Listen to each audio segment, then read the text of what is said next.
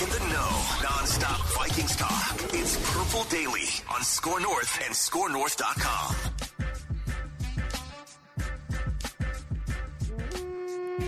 Hello and welcome to a Feedback Friday edition of Purple Daily here. This is kind of a bonus episode because we turned the live Friday stream into Judd's camp notes. And so if you haven't checked that out yet, you missed like a 15-minute deep dive into how Jaron Hall is looking. You missed probably a 4-minute deep dive into how Judd's holding up after the first 2 days of training camp in the 95, 100-degree sweltering heat. But making it. It's doing well. A little tired. It's doing well. A little tired, but I'm okay. Thanks for all the concern.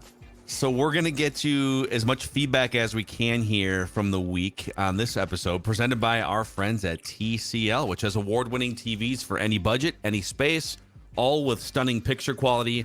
TCL makes more than just TVs, too. They offer mobile products, audio devices, and home appliances. TCL brings you joy and simplicity through innovative technology. You can learn more at TCL.com. Gentlemen, let's start with this one here, and you can always hit us up throughout the week. The feedback tab inside the Score North app is the best place to, so anything you send there just gets sent to our emails, and we can kind of stockpile throughout the week. We also check the YouTube comment sections, and sometimes we'll take stuff from social media. So I know that that Jalen Nailor missed the second practice, but this is an interesting question we can start with from Connor S. Do you guys see a world where Nailor has more catches this season than Jordan Addison? Well, Phil, what was your write that down? Or was that KJ Osborne? Mine was KJ Osborne. Okay. So this is, you could take this as like a Jordan Addison bust question, or you can take it as a, hey, Jalen Nailor actually might be able to play some ball and they should find some targets for him. Barring an injury, no, I don't, because I don't think Addison. My biggest concern about him is going to be his size and therefore his health.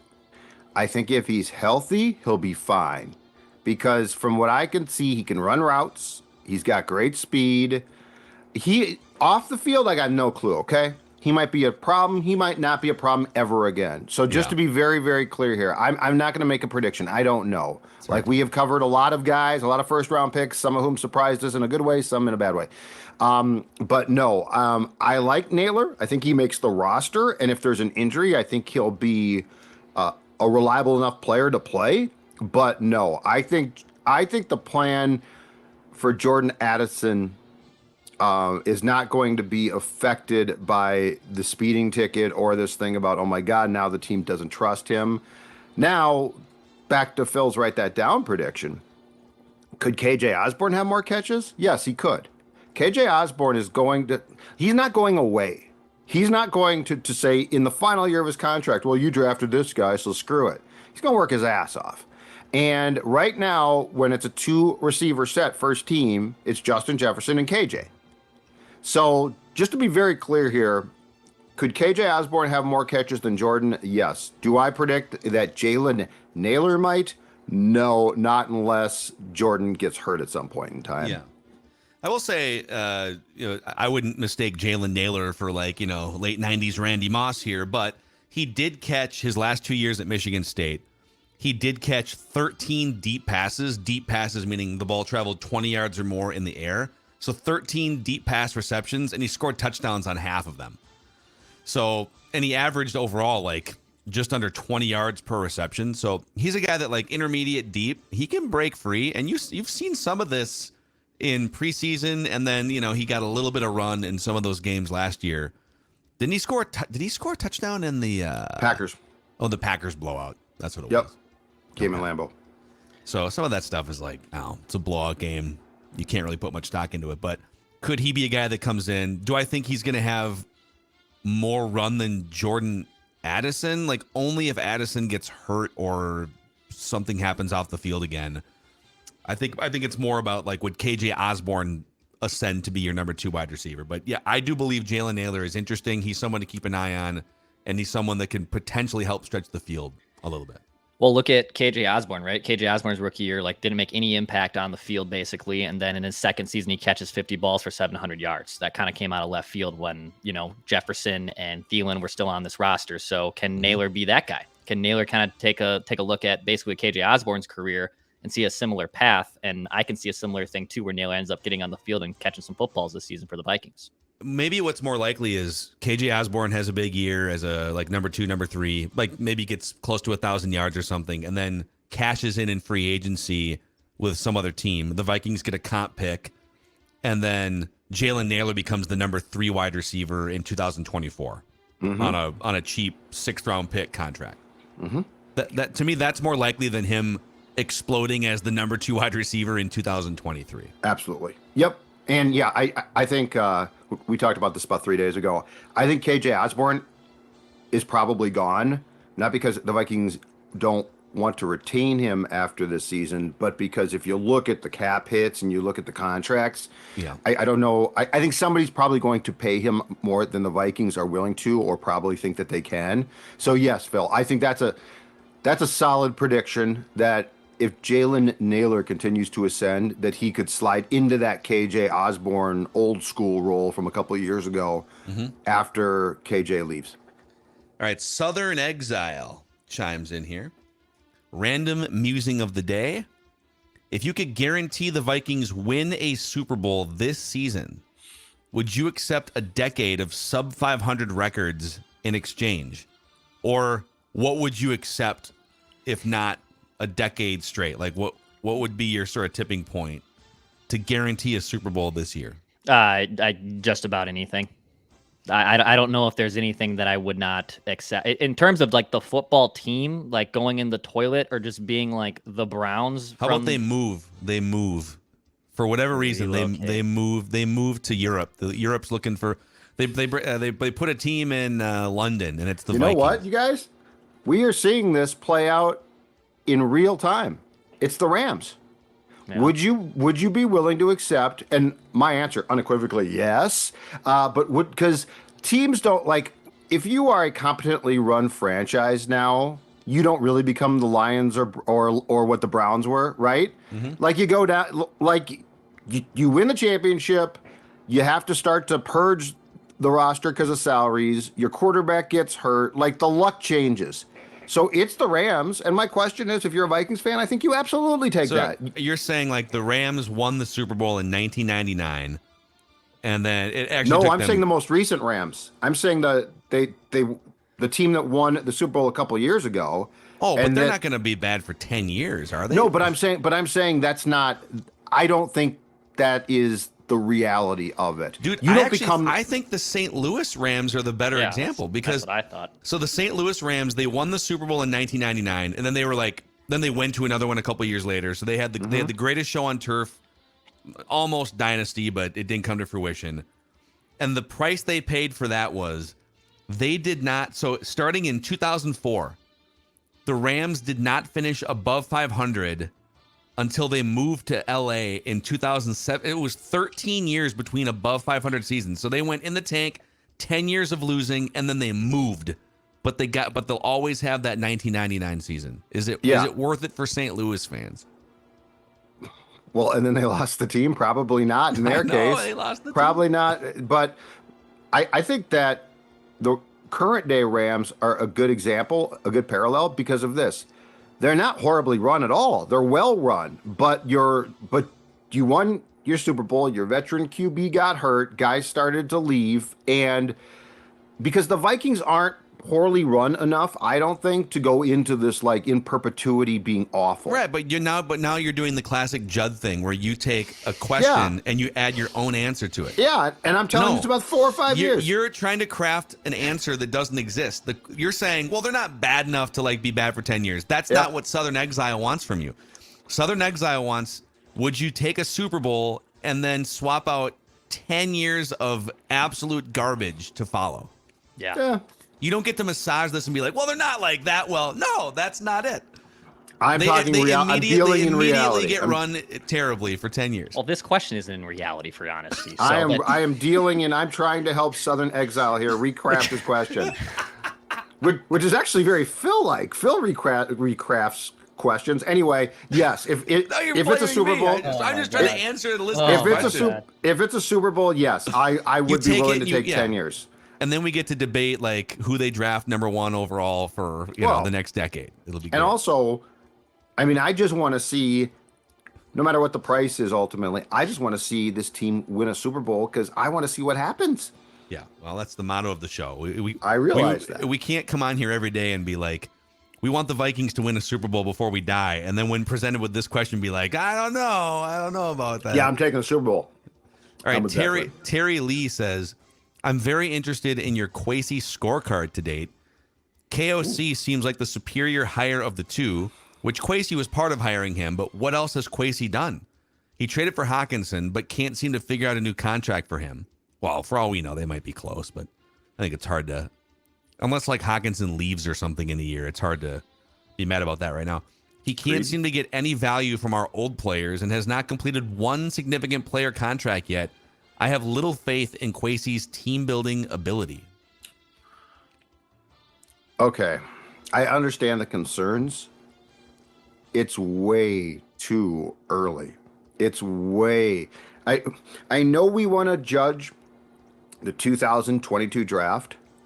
And look, I said the night when we did the draft show at Surly that night, I said, I don't like going from 12 to 32 just to accumulate a few more picks. But this rush to judgment, like Kevin O'Connell, the results are tangible every single day. Yeah. Every single day we watch him coach a game, or I go out there and watch him coach a practice, I can see things I either like or don't like and immediately pass judgment. The Kwesi thing, I'm sorry, folks, we're going to have to be patient here. Like, we don't know yet. How can we pass judgment on a draft that has had 1 year? Eventually it could be awful, but guess what? It might not be. Do I question at times if he knows exactly what he is doing? Yeah, I do at times, but that's true of most GMs. So I am a long ways away from like, oh, that didn't work out. O'Connell is a coach is so much easier to judge. Fair or unfair, though, I think we can say that since the introductory press conference for both of these guys, since both these guys have been hired, that there is probably more questions about Kwesi than there is about Kevin O'Connell. That is a fact over the last 18 months. Fair or unfair, that is a fact. But he's operating in a way we can't see, Declan. That's the thing. Like we want results, and O'Connell can deliver results through winning games or through a good play call, and we see those immediately, and that's gratification. Kwesi, we don't know, and his job is to sort of operate in secrecy at times too. So again, I'm not saying I'm a fan. I just don't know. But like, if you question TJ Hawkinson, that's one of the best in-season trades made by a Viking executive ever.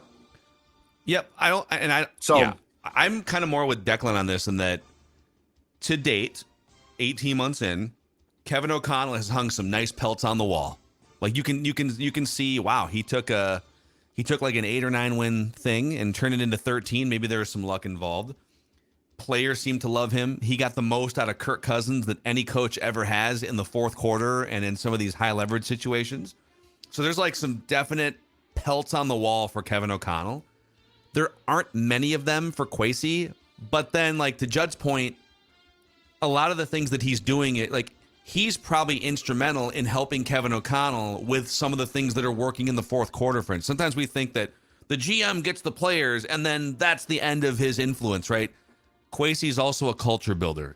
I think if we talk about maybe the culture being something that elevated the Vikings from 8 or 9 wins to 13, I do think Kwesi deserves some of that credit too. But if you're asking me right now, which one are you more sure of today? I would say, yeah, KOC. Right. But I need more time on Kwesi for sure. Well, and in fairness to the judgment of both of these guys, this is really their first year building their team. Like last year, they Which might be inherited another knock on Kwesi. It's like, well, he could have maybe traded some of the guys that but if they said take goodbye steps to. back, it's a knock on Kevin. Like that's the thing is this is a thing where we've got to allow it to play out. Last year was fun, unexpected, and in some ways a fluke. That's fine. But it was also a team that had come off a miserable year with a coach who couldn't stand his team by the end. And O'Connell, who, speaking of a guy that can build a culture, very positive, came in and took a group of players who were still, at least on offense, good, and turn them around quickly. So I think the question now, though, is we are now just getting into the real roster building of the quasi KOC administration. And this now is going to tell us which direction both guys are going to go as far as the judgments we should pass on them. Yeah. Okay, Ben Peterson says, I know we've belabored this point, but I was just looking at the top 100 players of last year, and 3 of this is like NFL's top 100 players. And 3 of the 4 top 100 players were Dalvin Cook for the Vikings. Dalvin Cook, Zadarius Smith, and Eric Hendricks, who we all got rid of. I completely understand the age factor, but I kind of got a gut check knowing that those 3 players were in the top 100 in the entire league. I can assure you right now, I don't know if that was last year's list or whatever list that was. I can assure you Dalvin Cook and Eric Hendricks are not 2 of the top 100 players in the NFL right now. You might make a case for like a healthy Zadarius because he was a top 5 edge rusher. Yep. But you don't have to worry that the Vikings punted on 2 of the best players in the NFL. 5 years ago, absolutely. Today, I do not have that concern. No. All 3. My guess is if I think that list just is coming out again or came out again. My guess is that all 3 now are off that list. The only guy I'm concerned about who is not here right now is Hunter. That's the only guy I'm concerned about. There's nobody else. There's nobody that they have purposely dumped who I'm like, they're going to regret that move. So, I'm. If you're concerned about that, remember, this sport evolves quicker probably than any sport. It's unforgiving, and just because a guy was good 2 years ago does not mean he could still be or would be a major contributor, especially in Dalvin's case, recall this, at his price tag. Yeah, and you're better off staying ahead of that. You'd rather be a little bit ahead when it comes to the changeover and staying young and spry than being a little bit behind. Danny S. chimes in and says, it was awesome hearing Judd in the Netflix quarterback series, but it got me thinking, did you guys get any royalties from Netflix for them using clips of your show in quarterback? Or do they reach out and ask if they could? Just wondering. Keep up the great work. So, we didn't get royalties. It was like 3 different episodes, and they featured Judd for like 5 or 10 seconds in each one, the audio only. So a producer from, I can't remember if it was from Netflix or if it was from NFL Films, but a producer reached out like probably 3 months ago and just said, hey, we're pretty much done producing this, and we do have 3 clips from Purple Daily in this, wondering now, could you negotiate royalties? Probably, but they were only using like a few seconds here and there. And Right. So we just said, yeah, this is cool. Awesome. Let's do it. Let's let Judd have a voice in in the quarterback docuseries. And now I'm rich. Yeah, to say, forget the royalty. It was Now Judd, I'm actually. Judd was the one who strangle-held it, and that's why it's only Judd in the 3 clips. Mackie and Declan aren't featured. Chip is, though. And it had to come from our shows. Oh. Chip Scoggins is in episode 1. Oh, that's right. Okay. And so that had to be from us. Access? Okay. Had to be from, So they used because I don't think the Star Tribune does. About that one. Oh. Very sneaky. Or maybe they did. Maybe they, because they said episodes Maybe 1, they didn't. 2, and Phil's 7. like, whatever you want to do. Let's I'm go back drinking and a get Pinot royalties. Noir right now. You do whatever you want. I am excited for the happy hour wine tasting down the street here later today. It's going to be great. Let's see. Dave Harms says, your shows are so great to listen to. Thank you, Dave. I try to listen to other podcasts, but I can't. My wife even enjoys your podcast. That might be because she thinks Declan is cute. Yeah, well, that's nice. Boy band. You're definitely I shaved the caterpillar. I got the baby face on. Shaved that. I had to go. We toured our wedding venue on, what was that, Wednesday. My future father-in-law wanted to see the venue, so we went, and I was like, if I'm gonna tour like a really nice, elegant place, I'm not gonna like come in here looking like a. I don't know, man. I think you should be you. Your stash isn't bad. Be you, man. Dude, I have been given exclusive, or not exclusive, but very prominent advice. You are not wearing that mustache on the wedding. That is not happening. For pictures? Yeah, that's yes, fine. I am not allowed to wear the mustache at the wedding. But the stash does not look bad. Dude, I think you should wake up in the morning with it as a negotiating tool, as a bargaining chip.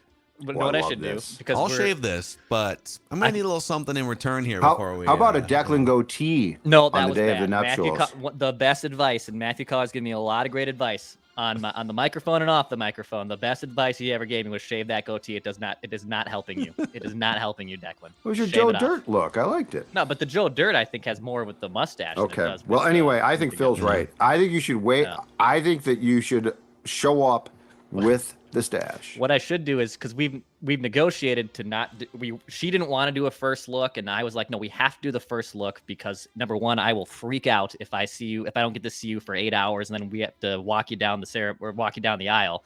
And then two, like getting all your logistics done at a wedding is a lot easier pre-ceremony with all that stuff than it is after the ceremony. And so what I should do is during the first look, she won't see me obviously that day as I keep it for the first look, and she'll just be horrified. But then for the ceremony, I'll shave it. Maybe that's what I'll do. Wow. Maybe So you might keep it for the first look after this conversation. Oh my God, she would kill me. She would absolutely murder me. Oh, it'd be hilarious. Yeah. I don't know about seeing her though before the wedding. Oh, I it's mean, that's become supposed pretty standard. It's pretty Oh, standard. really? Now. No, I don't like that. She didn't want to do it, but I explained like this is going to be a humongous wedding, and getting all like I was just in one last month, and we got everything done by like 3:00. So then when the ceremony started and ended, all the obligations were basically over for the wedding party. Like photos are done. Everything's done. Yeah. Everything's done. Oh, okay. All right. I guess things have changed. Whatever. Mm-hmm. Oh, they definitely have. I mean, I guess things. Whatever. oh, okay. You do it your way. Wow, that's the quickest I've ever seen Judd give up when dishing unsolicited wedding advice before. Actually, Judd, you should dish some solicited advice to people looking to lose weight right now. That's what you should do. I'm very good at that, and that is thanks to my friends at Olivia Weight Control Center's been talking about them for a long time now, and you know what? Because they do great work. Look at the guy on the left. Look at the guy on the right. That's right, same guy, down 40 pounds right there. Feeling great, looking great, and you too can join this plan, which I'm going to tell you right now is going to work. And the nutritionists and dietitians at Livia, they're not only going to help you take the weight off like they help me, they're going to help you keep that weight off long term. And right now, Livia Days have arrived. Best deal of the summer. Join today. You're going to get 50% off your personalized program. Lose 10 pounds or more in the first 2 weeks. Voted Minnesota's best weight loss program year after year. 855-GO-LIVIA. Livia.com. Livea. Say it with me.com. Inside or outside the state. If you're outside the state, all can be done virtually. We have folks from the PD family who have joined, and we've got numerous thank yous. So become the next person to lose that weight with Livia. Yeah, see, we've been telling you all summer, and you probably regret it these last 2 days if you haven't taken our advice and gotten out, thanks to Miller Marine and Power Lodge, on a Bennington pontoon. If you were sitting there yesterday just kicking yourself, man, Mackie, Judd, Declan, they've been telling me, throttle therapy, so many lakes, great deals on Benningtons. I could have been on a pontoon instead of swassing out in my backyard, you know? It might be a life-changing mistake that you made, but there's still time this summer to get out to Miller Marine or one of the 3 Power Lodge locations, Judd, and get into a pontoon. And look at how nice that looks. As Phil said, it's been hot, it's been sticky, but guess what? If you are in a Bennington, you're cool, you're on the water, you're with friends. It's absolutely perfection. And in this state, in the summer, because summers are short, we're looking for perfection, and that comes from our friends Miller Marine. They do a fantastic job. 4 things on your list here, okay? Miller Marine, Power Lodge, pontoon, Yacht Rock. Oh, that's great. All you need. God, I love your Yacht Rock playlist. Love it on the boat or on the dock. You know what, any though? type of summer. Oh, it's great. Yacht Rock. Okay, I got a question there. There are some songs that you are like, no denying Yacht Rock, which I like, by the way, okay? Mm-hmm. But I feel like the genre gets crossed, the wires get crossed at times, and I'll hear songs, I'm like, that's not Yacht Rock. Yep, no, some What's people... What's the deal with that? Well, there's a certain gray area that you either kind of sense it or you don't. There's certain people that don't have a Yacht Rock radar, as I would put it. So just know who to trust, okay? I'm someone you can trust when it comes to the gray area of Yacht Rock. Sirius's Yacht Rock channel at times will play songs. I'm like, that's not Yacht Rock. They're trying to stretch it too much. There's probably only like 60 true Yacht Rock songs. Okay. And Sirius is probably like, well, you know, we want a more expansive catalog of songs so people don't, so they probably have like 120, 150 songs. That's too far. Like Steely Dan's a band where they've got like 2 or 3 Yacht Rock songs, but but Steely Dan isn't Yacht Rock. You know? Yeah. Absolutely. The That's what Doobie I'm Brothers saying. aren't Yacht Rock, except for a select small handful of Michael McDonald sung Doobie Brothers songs. And Michael McDonald Minute by is Minute Yacht is a Rock. Yacht Rock song. Yeah. He is Michael Yacht McDonald's Rock. he's on the Mount Rushmore of Yacht Rockers. Yeah. But I'm glad you confirm that, because I've become confused at times, because they'll go from a Yacht Rock classic to this song, and I'm like, wait, this can't be the same station. Yeah. No, they just, you either have the sense or you don't. Okay. Thank you. It's like being a quarterback whisperer, and you either sense the pressure. You're confirming in the my pocket or you don't. beliefs, though. I'm glad to hear that. Paul Wade says, does Judd have the cojones to ask Kirk Cousins if he would take an Aaron Rodgers type pay cut? Yeah, Judd, get out there to train. Here's the funny thing. So Kirk, first of all, Kirk, this is the last year of his contract, so like he's going to be a free agent. Yes. But this is actually the lowest cap hit in 2023 that Kirk Cousins has ever had with the Vikings. Yep. It's far below like the 13% sort of historical number that we look at for winning Super Bowls.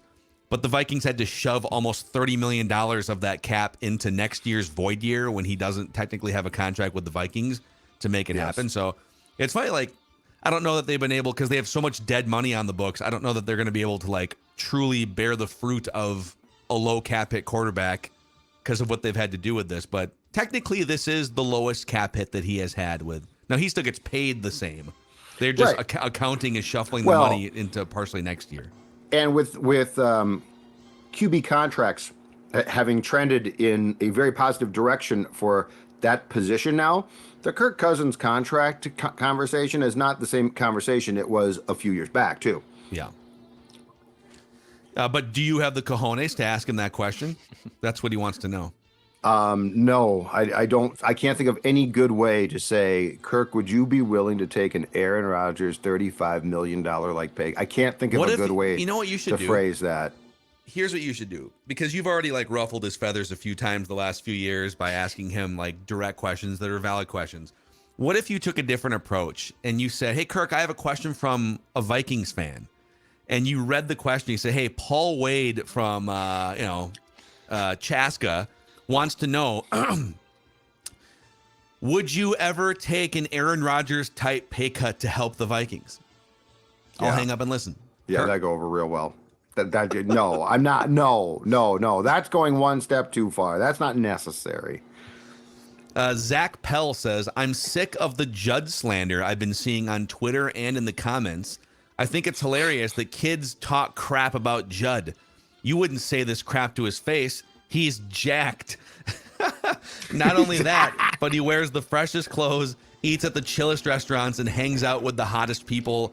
Wow. These people who rip Judd are pathetic. Who's been ripping me? Just people on Twitter randomly? I haven't. What hot people are you hanging out with? I don't know. Well, I mean, the two of us, Well, obviously. obviously. Yeah. Dawn and Stella? Don, Stella, Declan, Phil, Yeah. Thor, Tyler. Yeah. A lot of beautiful people. People who look like Vikings. The folks from basically. Finch Home Solutions. Cody Finch. Yeah. Certainly Cody? Dave. Yeah. I think what's funny though is sometimes, and I get this as well, is people, and this is why over 3 years ago when we started doing Purple Daily on a daily basis, we had a new group of listeners like who are these guys? Why are they negative, or why are they criticizing the Vikings? And we had to explain, it's tough love. Like, we are holding them to a standard of, we want them to win a Super Bowl. So we're not just going to be okay with every decision they make if it's not helping them get to the next step. And I do think there's still a pretty high percentage of people that just get thrown off by like, why are you critical? But I don't think we've really been critical since the Giants playoff loss, right? I feel like, largely we've taken kind of a positive tone regarding this football team with some critiques here and there, but I don't think this show has been like overtly negative in quite some time, actually, really since like Mike Zimmer got fired. And they won 13 games. And yes, I mean, are there things that we question? Absolutely. But yeah, I'm with you. This has probably been one of the longest stretches of positivity or at least being excited about things. Like there is, I think I said this a few months ago. I can't remember the last time I was this curious going into a season.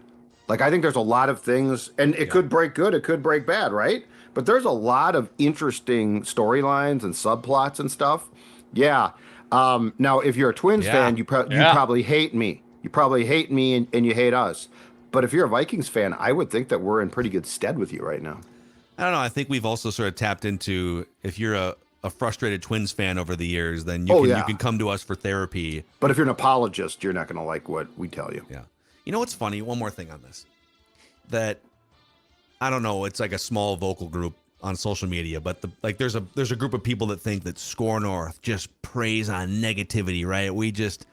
We're divisive, and when we see an opening to be negative, it's like Dracula sucking the blood out of the fan base or something. We consider ourselves Minnesota sports therapists, right? We're Vikings therapists. Yes. That this is a Minnesota sports world where the football team, the basketball team, and the hockey team have never won a championship, and the baseball team hasn't won a playoff game in almost 20 years. So there's just a lot of pent up frustration, and we are the therapists.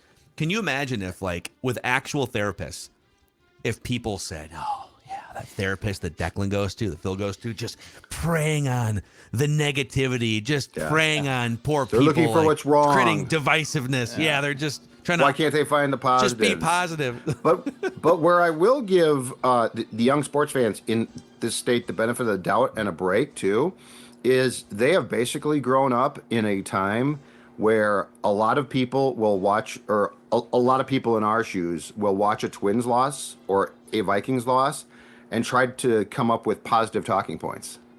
It's like they lost. You can talk about what went wrong and still be a fan. Yeah. And still, absolutely. No, I think that's great for fans. But my point is, when the Bally's postgame show, when the Twins get smoked 10-1, and coming up next, we're going to talk about Trevor Larnach's. Trevor Larnach went the opposite way twice tonight. It was very positive coming out, that's confusing then when people actually tell you the truth. Yeah. All right, we're going to take one more shot here at a hypothetical either or for Judd, and see if he can find a third answer on his own, okay? All right, This is from Brent Kruger. If Kirk Cousins leads the Vikings to the Super Bowl this year, win or lose, would you give him a 3-year contract extension? If he leads them to Super Bowl, yes. Lead is the key word, right?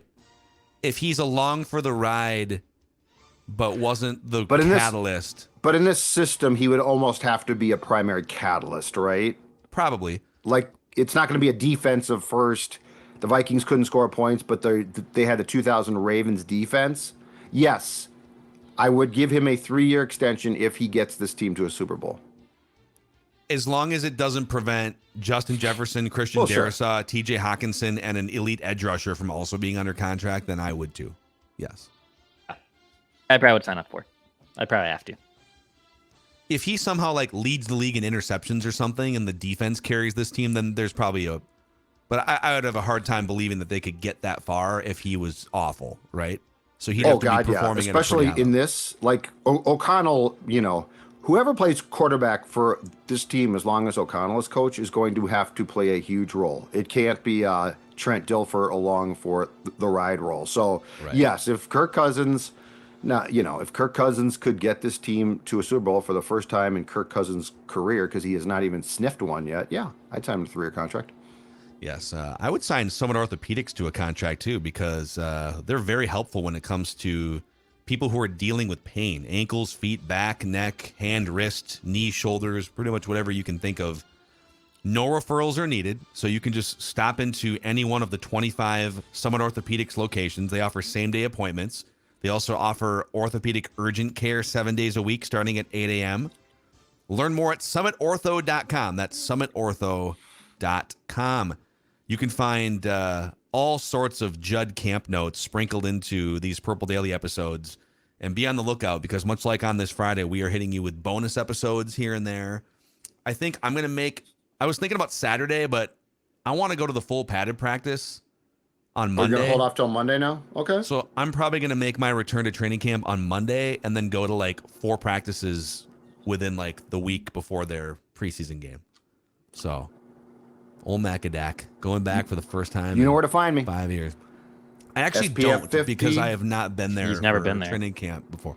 I've been there to like hang out with It Boone was for more his a training figure. It was thing, more a but figure. It was more a figure of speech. I actually need you to show me where to go. So. Okay, I get that. It was more of a figure of speech. It's supposed to be pithy. And can I borrow some of your SPF 50? Because I Sure you can. Okay. I got multiple double pack.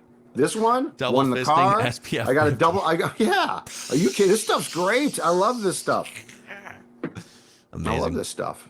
All right, this is the place to be. Purple Daily for daily Vikings discussions, daily training camp discussions. We just want the Vikings to win a Super Bowl before we die. See ya.